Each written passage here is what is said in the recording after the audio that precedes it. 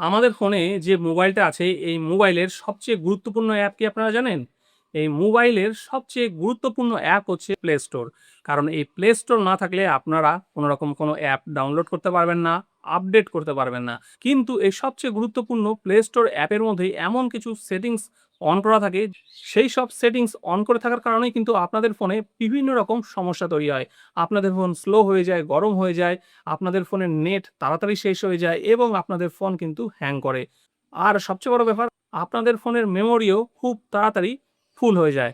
তো আজকে আপনাদেরকে এই প্লে স্টোর অ্যাপের ইম্পর্টেন্ট এমন কয়েকটা সেটিংস শিখিয়ে দেব, যেগুলো আপনারা যদি আপনাদের ফোনে ঠিক করে নেন তাহলে আপনাদের ফোনে কোনো রকম কোনো সমস্যা হবে না। আপনাদের ফোন একদম নতুনের মতো স্মুথ চলবে। তো কোন সেটিংসগুলো আমাদেরকে চেঞ্জ করতে হবে চলুন আজকের ভিডিওতে সেটাই আপনাদেরকে দেখিয়ে দিই। ভিডিও শুরু করার আগে যদি আপনারা আমার এই চ্যানেলে নতুন হয়ে থাকেন, চ্যানেলটাকে সাবস্ক্রাইব করে নেবেন। ভিডিও ভালো লাগলে অবশ্যই ভিডিওটাকে একটা লাইক করে দেবেন।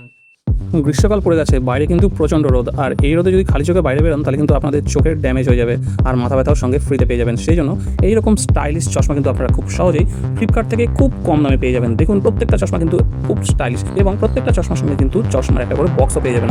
আপনারা যদি এইরকম সানগ্লাস পছন্দ করেন তাহলে কিন্তু ভিডিও ডেসক্রিপশন থেকে এই সানগ্লাসগুলো অর্ডার করতে পারবেন।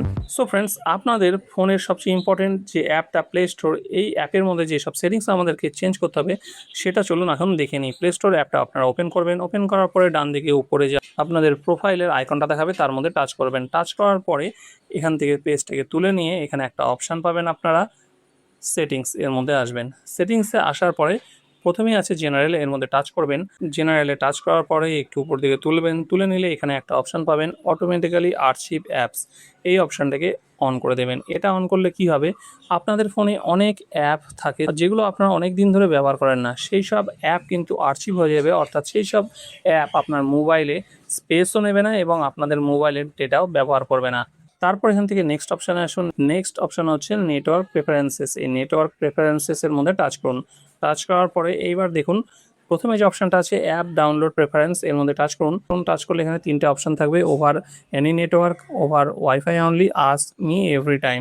এটাকে কিন্তু আপনারা আস্ক মি এভরি টাইমে টাচ করবেন, কারণ যখন আপনারা কোনো অ্যাপ ডাউনলোড করবেন তখন যেন আপনার পারমিশন নিয়ে সেই ডাউনলোডটা করা হয়।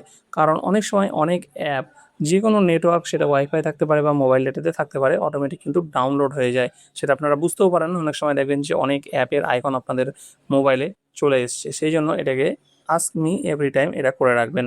তারপরে দেখুন এখানে আছে কিন্তু অটো আপডেট অ্যাপস, এটার মধ্যে টাচ করবেন। টাচ করলে এখানে চারটে অপশন আছে, update all apps over wifi আর মোবাইল ডেটা, এখানে সিলেক্ট করা আছে। আপনাদের যদি উপরের তিনটের মধ্যে যে কোনো একটা সিলেক্ট করা থাকে তাহলে অবশ্যই এটাকে চেঞ্জ করে ডোন্ট অটো আপডেট অ্যাপ এটা সিলেক্ট করবেন। কারণ এই ডোন্ট অটো আপডেট অ্যাপ যদি সিলেক্ট করা না থাকে তাহলে কিন্তু আপনাদের ফোনে যতগুলো অ্যাপ আছে প্রত্যেকটা অ্যাপ কিন্তু একটা নির্দিষ্ট সময়ের পরে আপডেট চায় এবং সেই আপডেটগুলো কিন্তু আপনার পারমিশন ছাড়াই অটোমেটিক হয়ে যাবে।